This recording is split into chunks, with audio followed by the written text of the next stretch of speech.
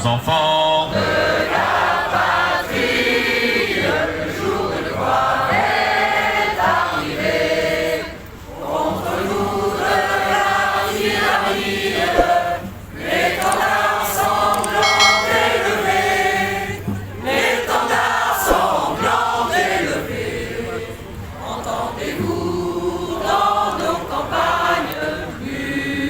Mais si on continue comme ça, cette stratégie comme ça va nous mener où? Ça va nous mener où ces restrictions de liberté? Ça va nous mener où cette soumission à l'industrie pharmaceutique et à ses relais politiques? Ça va nous mener où cette politique des passes sanitaires? Est-ce qu'on va détruire tout ce qui reste d'humain en nous? Ou est-ce qu'à un moment, on va tous se réveiller collectivement et balayer tout ça? Parce que ce qui impose ça, c'est un monde du fric et de la corruption. Est-ce que c'est pas la troisième dose qui a déclenché la colère? Si, moi j'ai dit c'est la quatrième, non, la troisième, non. Vous avez deux types de population. Vous avez des gens qui suivront jusqu'au bout tout. Vous leur direz 19 doses, 20 doses, 22 doses, ils feront les 19 doses, 20 doses, 22 doses. Mais il y a des gens, effectivement, la troisième dose, ça a été la goutte d'eau, la dose qui a fait déborder le vase. Ils ont compris un truc. Ils ont dit, mais attendez, on m'avait dit que ça s'arrêtait le 15 novembre, que 2 doses ça suffisait. Et en fait, bah non.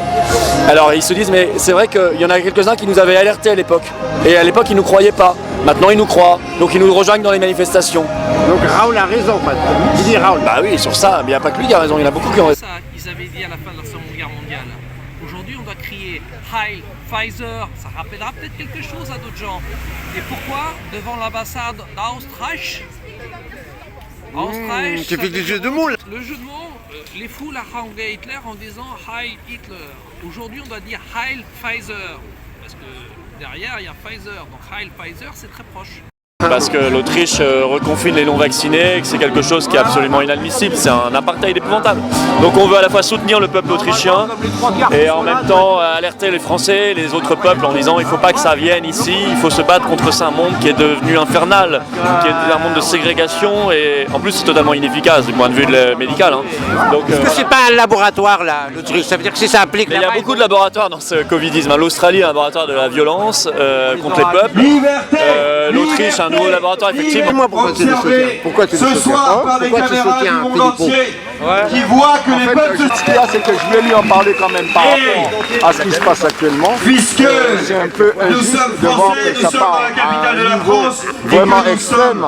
En défense du peuple français, dans comment dirais-je, la constitution profonde de la France, il est hors de question qu'on en arrive à un point comme ça. Pardon? On n'est pas libre. C'est pour être libre, il faut monter des Hausfeis, des laisser pisser. Je dis bien laisser pisser. C'est pour un laisser pisser. C'est pas mal. Pour pouvoir aller quelque part, c'est qu'on n'est pas libre. Liberté, liberté, liberté, liberté, liberté, liberté, liberté pour l'Autriche, liberté pour l'Autriche, liberté pour l'Autriche, liberté pour l'Autriche, liberté pour